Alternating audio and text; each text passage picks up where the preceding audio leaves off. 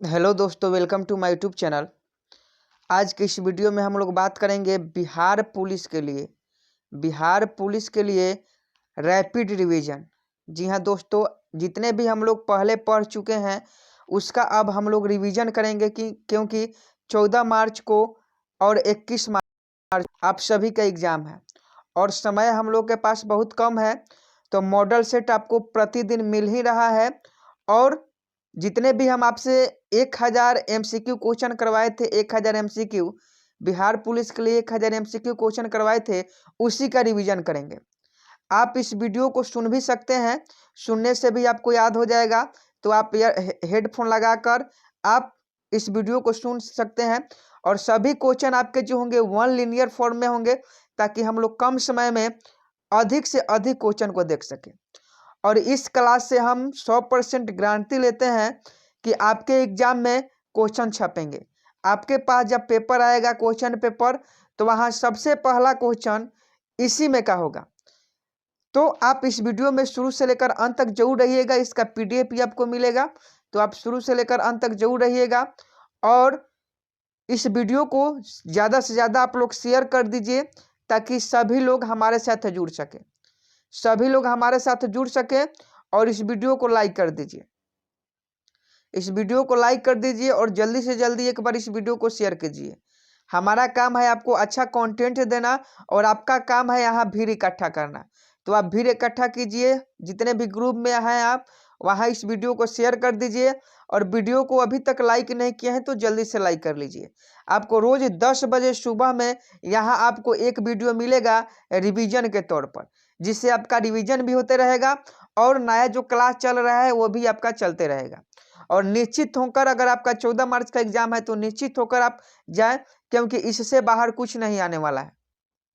तो आप लोग अपना काम कीजिए, हम जल्दी से सेशन को स्टार्ट कर लेते हैं।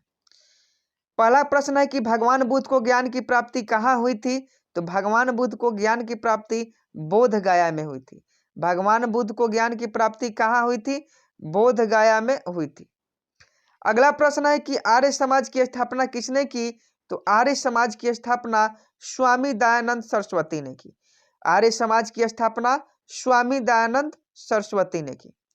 अगला प्रश्न है पंजाबी भाषा की लिपि कौन सी है? तो पंजाबी भाषा की लिपि गुरुमुखी है। पंजाबी भाषा की लिपि कौन सी है? गुरुमुखी है। अगला प्रश्न है कि भारत की मुख्य भूमि का दक्षिणतम किनारा, भारत का मुख्य भूमि का दक्षिणतम किनारा कौन सा है? तो यह आपका कन्याकुमारी है। भारत की मुख्य भूमि का दक्षिणतम किनारा कन्याकुमारी है। आप इस वीडियो को सुनकर भी याद कर सकते हैं।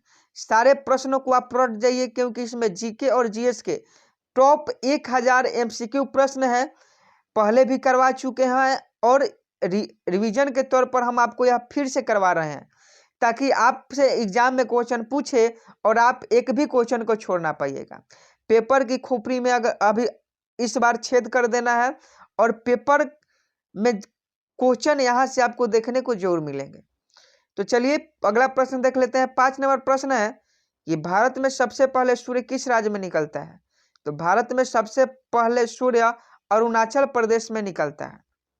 अगला है कि इंसुलिन का प्रयोग किस बीमारी के उपचार में होता है? तो इंसुलिन का प्रयोग जो है वह मधुमेह बीमारी का उपचार में होता है। अगला है कि बिहू किस राज्य का प्रसिद्ध त्योहार है? तो असम का जो है वह बिहू प्रसिद्ध त्योहार है। अगला है कि कौन सा विटामिन आंवले में प्रचुर मात्रा में मिलता है? तो विटामिन सी जो है वह आंवले में प्रचुर मात्रा में मिलता है। और एक ट्रिक याद रखिएगा, गैल भैंस पानी में, एक ट्रिक आपको बता देते हैं कि गैल भैंस पानी में, यहाँ बी और सी विटामिन जो आपके बी और सी हैं, विटामिन बी और सी हैं, वह आपके क्या है? वह पानी में घुलनशील है। विटामिन बी सी है वह आपके पानी में घुलनशील है। और बाकी जो विटामिन बचे, बी और सी को छुड़ाकर जो भी विटामिन बचे वह आपका क्या हो जाएंगे? वह आपका वासा में घुलनशील है। तो आपसे क्वेश्चन पूछेगा कि विटामिन बी सी किस चीज में घुलनशील है? तो आप पानी में सही कीजिएगा। अगला है कि भारत का प्रथम गवर्नर जनरल कौन था? तो लॉर्ड विलियम बेंटिक भारत का प्रथम गवर्नर जनरल था। अगला है कि कागज का आविष्कार किस देश में हुआ? तो चीन में कागज का आविष्कार सबसे पहले हुआ था। अगला है कि गौतम बुद्ध का बचपन का नाम क्या था? तो सिद्धार्थ गौतम बुद्ध का बचपन का नाम था। क्वेश्चन पूछेगा कि गौतम बुद्ध का जन्म कहाँ हुआ था? तो लुम्बिनी में गौतम बुद्ध का जन्म हुआ था। और दूसरा क्वेश्चन पूछेगा कि गौतम बुद्ध को ज्ञान की प्राप्ति कहाँ हुई थी? तो बोध गया में ज्ञान की प्राप्ति हुई थी। अगला प्रश्न, भारत में सशस्त्र बलों का सर्वोच्च सेनापति कौन होता है? तो राष्ट्रपति भारत में सशस्त्र बलों का सर्वोच्च सेनापति होता है। अगला है, रतौंधी किस विटामिन की कमी से होती है? तो विटामिन ए की कमी से रतौंधी होती है और विटामिन ए का रासायनिक नाम रेटिनॉल है।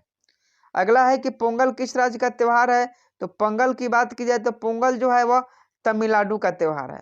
वही अगर आपसे बिहू पूछा जाए तो असम का है, तो आप याद रखिएगा कि पोंगल जो है वह तमिलनाडु का है। अगला प्रश्न है, गिद्धा और भांगड़ा किस राज्य के लोक नृत्य है? तो गिद्धा और भांगड़ा जो है वह पंजाब राज्य के लोक नृत्य है। अगला है कि टेलीविजन का आविष्कार किसने किया? तो जॉन लोगी बेयर्ड ने टेलीविजन का आविष्कार किया। जॉन लोगी बेयर्ड ने टेलीविजन का आविष्कार किया। अगला है कि भारत की पहली महिला शासिका कौन थी? तो रजिया सुल्तान जो थी और भारत की पहली महिला शासिका थी। अगला है कि मछली किसकी सहायता से सांस लेती है? तो गल्फरों की सहायता से मछलियां सांस लेती है। अगला है, इनकलाब जिंदाबाद का नारा किसने दिया? तो भगत सिंह ने इनकलाब जिंदाबाद का नारा दिया। भगत सिंह इनकलाब जिंदाबाद का नारा दिया। अभी तक आप लोग वीडियो को लाइक नहीं किए हैं तो लाइक कीजिए, और इतने बच्चे कम है, इससे काम नहीं चलने वाला। आपको सभी जगह पर शेयर करना पड़ेगा। आपका भी फर्ज बनता है कि आप इस वीडियो को शेयर करें और यहाँ भीड़ इकट्ठा करें, क्योंकि जब तक आप अधिक से अधिक अभ्यर्थियों को नहीं जोड़ते तब तक मजा नहीं आने वाला है। तो आप अधिक से अधिक अभ्यर्थी को जोड़ें, और जो लोग देख रहे हैं वो लाइव नहीं किए हैं वह लाइक कर दें वीडियो को, ताकि हमें मोटिवेशन मिल सके और ऐसे ही वीडियो आपके लिए अपलोड कर सके। और बिहार पुलिस के लिए अगर आप प्रैक्टिस सेट नहीं लगा रहे हैं, बिहार पुलिस के लिए अगर आप प्रैक्टिस सेट नहीं लगा रहे हैं तो आप चैनल पर जाकर एक बार विजिट कर लीजिए और वहां से आप प्रैक्टिस सेट जरूर लगाइए। अगला है कि जलियांवाला बाग हत्याकांड कब और कहां हुआ? तो 1919 ईस्वी अमृतसर में जलियांवाला बाग हत्याकांड हुआ। अगला है कि 1939 में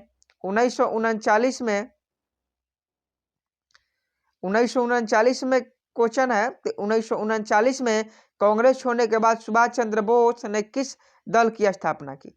1939 में कांग्रेस छोड़ने के बाद सुभाष चंद्र बोस ने किस दल की स्थापना की?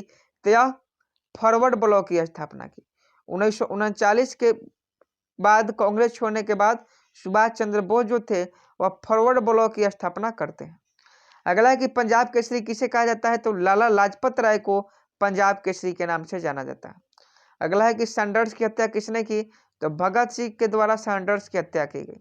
अगला है 1857 ईस्वी के विद्रोह में किसने अपना बलिदान सबसे पहले दिया? तो मंगल पांडे ने अपना बलिदान सबसे पहले दिया। और क्वेश्चन यहाँ से पूछेगा कि 1857 ईस्वी के विद्रोह में सबसे पहले किस भारतीय को फांसी मिली थी? तो यह आपका मंगल पांडे ही वह व्यक्ति थे जिनको सर्वप्रथम फांसी हुई थी। कुछ लोग खुदीराम बोस कर रहे होंगे तो खुदीराम बोस को बाद में फांसी मिला, पहले सबसे पहले मंगल पांडे को फांसी मिला। अगला है कि सरोजिनी नायडू की पहली महिला राज्यपाल कौन थी? यहाँ है सरोजिनी नायडू भारत की पहली महिला राज्यपाल थी। तो आपसे क्वेश्चन पूछेगा कि भारत की पहली महिला राज्यपाल कौन थी? तो सरोजिनी नायडू भारत की पहली महिला राज्यपाल थी। अगला क्वेश्चन है, माउंट एवरेस्ट पर 2 बार चढ़ने वाली पहली महिला कौन थी?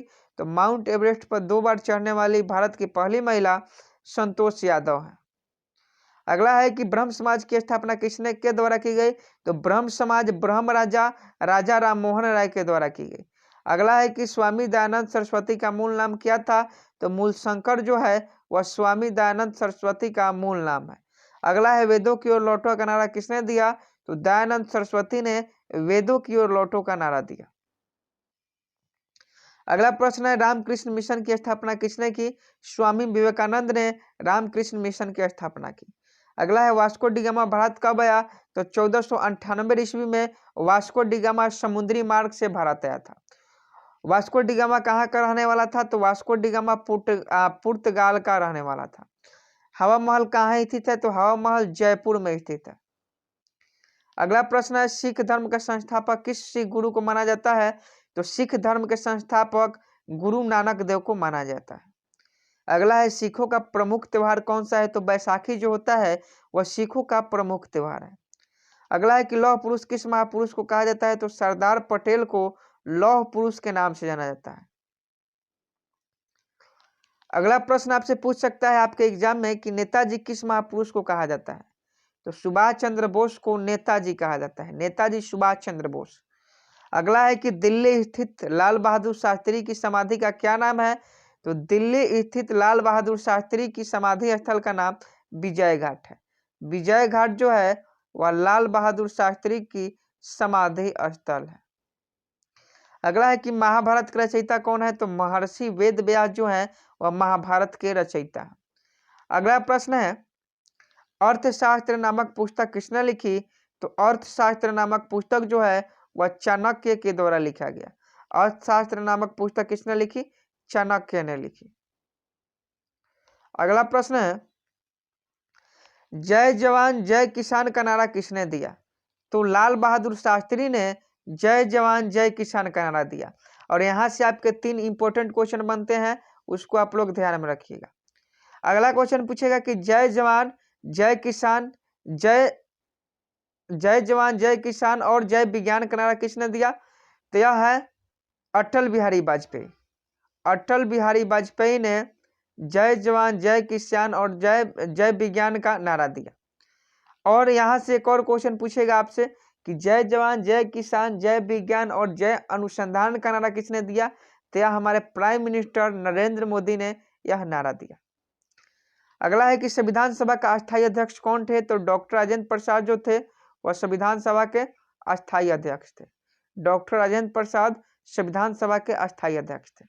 अगला है, संविधान सभा की प्रारूप समिति के अध्यक्ष डॉक्टर भीमराव अम्बेडकर। और यह क्वेश्चन आपको बता दें कि बिहार होमगार्ड जो 24 जनवरी का एग्जाम हुआ है उसमें यह क्वेश्चन पूछा गया है कि संविधान सभा के प्रारूप समिति के अध्यक्ष कौन थे। अगला है, विश्व रेड क्रॉस दिवस की तिथि को मनाया जाता है? तो 8 मई को हेनरी डुनांट के जन्मदिन पर रेड क्रॉस दिवस मनाया जाता है। अगला है, सूर्योदय का देश के नाम से कौन सा देश प्रसिद्ध है? सूर्योदय का देश के नाम से कौन सा देश प्रसिद्ध है? तो जापान को प्रसिद्ध है।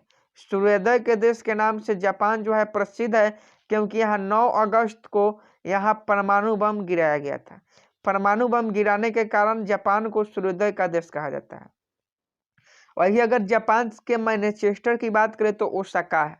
अगर आपसे पूछे कि जापान का मैनचेस्टर किसको कहते हैं? ओसाका को कहते हैं। अगला प्रश्न है, अंतर्राष्ट्रीय महिला दिवस की तिथि को मनाया जाता है? तो 8 मार्च को अंतर्राष्ट्रीय महिला दिवस मनाया जाता है। और 8 मार्च आपके लिए बहुत इंपॉर्टेंट है। अगला है, क्षेत्रफल की दृष्टि से भारत में सबसे छोटा राज्य कौन सा है? तो गोवा जो है वह क्षेत्रफल की दृष्टि से सबसे छोटा राज्य है। अगला प्रश्न है, ओणम किस राज्य का प्रसिद्ध त्योहार है? तो केरल का जो है ओणम प्रसिद्ध त्योहार है। यहाँ 2-3 को त्योहार याद कर लीजिए। अगर आपसे बिहू पूछा जाए तो यह असम की है बिहू, और वही पोंगल पूछी जाए तो तमिलनाडु की है। अगला है, दिल्ली भारत की राजधानी कब बनी? तो दिल्ली जो भारत की राजधानी है 1911 ईस्वी में मिली। और आपको कहीं कहीं आपको 1912 भी मिल सकता है। तो अगर 1911 ऑप्शन में रहे तो 1911 को ही टिक करेंगे, और 1911 ना रहे तो 1912 को टिक करेंगे। अगला है कि सबसे चमकीला ग्रह कौन सा है? तो शुक्र जो है वह सबसे चमकीला ग्रह है। यहाँ से आपके 2-3 क्वेश्चन क्लियर कर देते हैं। सबसे चमकीला ग्रह की बात की जाए तो शुक्र है। भोर का तारा का बात की जाए तो शुक्र है। शाम की तारा की बात की जाए तो शुक्र है। पृथ्वी से दिखाई देने वाला एकमात्र ग्रह की बात की जाए तो शुक्र है। अगला प्रश्न है, भारत का राष्ट्रीय पशु बाघ है? बहुत इजी क्वेश्चन है। अगला है कि भारत का राष्ट्रीय पक्षी मोर है। भारत का राष्ट्रीय जलीय जीव कौन सा है? तो गंगा डॉल्फिन है। इस क्वेश्चन को आप लोग ध्यान में रखिएगा, यह आपके एग्जाम में पूछा जा सकता है। भारत का राष्ट्रीय फल कौन सा है? तो आम है। आम का पर्यायवाची शब्द बताइए? तो आम का रसाल जो है पर्यायवाची शब्द है। यह पूछे जाने की पूरी संभावना है। अगला है, भारत का राष्ट्रीय फूल कौन सा है? कमल। भारत का राष्ट्रीय पेड़ बरगद, और भारत का राष्ट्रीय खेल हॉकी है।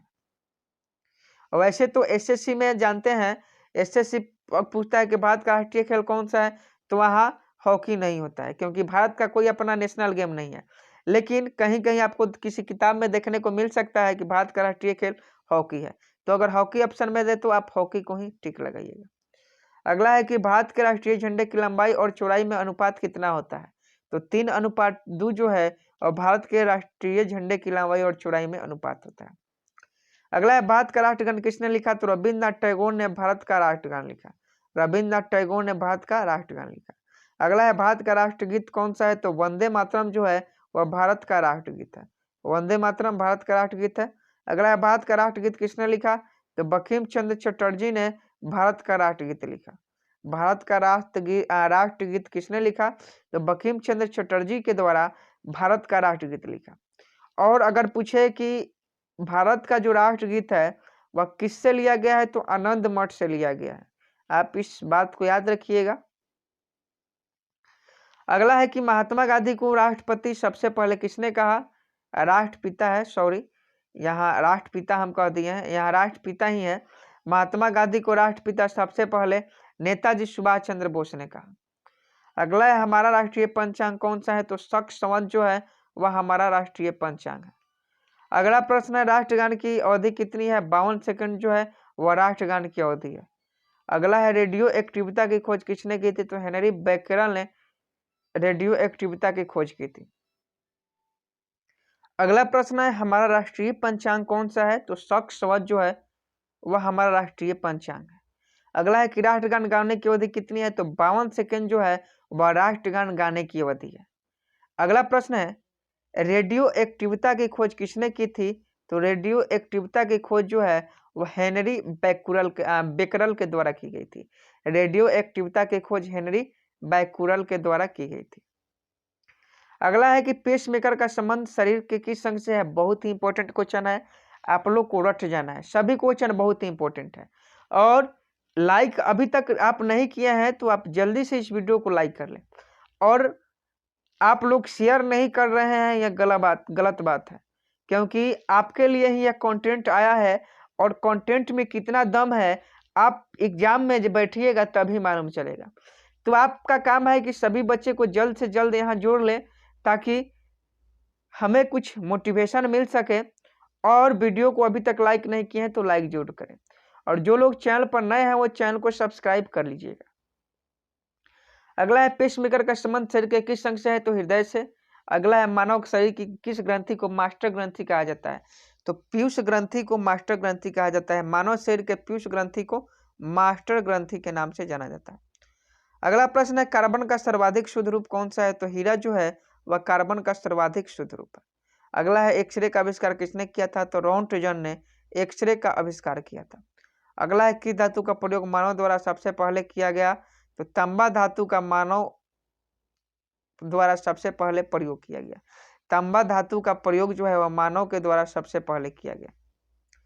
अगला है अंतरिक्ष यात्री को बाह्य आकाश कैसा दिखाई पड़ता है? तो अंतरिक्ष यात्री को बाह्य आकाश काला दिखाई देता है, लेकिन जब आप आकाश को पृथ्वी से देखिएगा तो वह नीला दिखाई देता है, क्योंकि पृथ्वी पर बहुत ज्यादा पानी है, इसलिए पृथ्वी से जो है वह आकाश से नीला दिखाई देता है। अंतरिक्ष आकाश जो है नीला दिखाई देता है, लेकिन अंतरिक्ष यात्री को जो है आकाश वह काला दिखाई देता है।